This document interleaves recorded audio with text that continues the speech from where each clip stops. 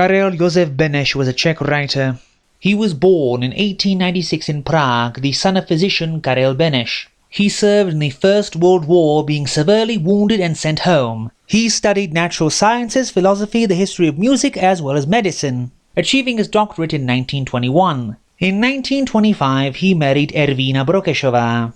Following the Nazi occupation of Czechoslovakia, he was part of the resistance, and was arrested in 1941 and sentenced to 7 years in prison. He died in 1969 in Rožmitál pod Třemšínem. He left a fortune to be used to award a prize in his name for young writers, but the money disappeared and the prize was never created.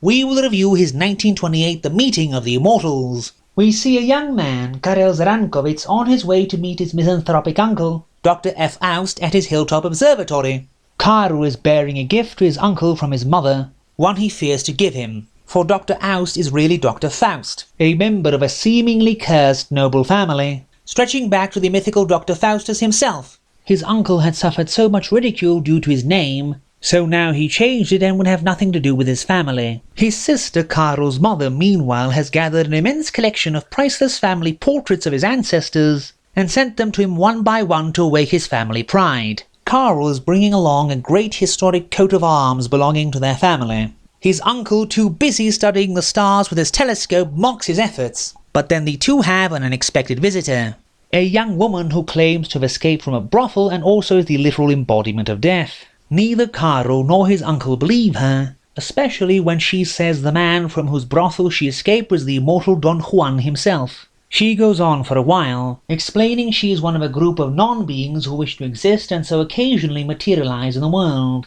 She unnerves both Karel and his uncle so much Karel secretly calls an ambulance and the police, especially after finding his uncle's servant Cutty dead in the hall, a giant spear having fallen on her when she met the young woman. Then the woman decides to offer proof of who she is. So she conjures up a shadowy play showing how Don Juan pursued death romantically and was cursed to never die. This inserted play takes 27 pages to finish. Then we see the police arrive to apprehend her as insane, but also to arrest Karel for the supposed planned theft of his uncle's money, and for having organised the whole evening to drive his uncle insane, and for having murdered Cutty. His uncle plays along, not telling them he planned to pin a fake robbery on his sister and nephew to get rid of them, to stop them from revealing to the world his true identity. But then Don Juan shows up at Dr. Faust's house, and we find out it was all real, and rather than being found out by the returning police to be immortal, he sets the observatory on fire, and strangles the old man as he begs for someone to save him.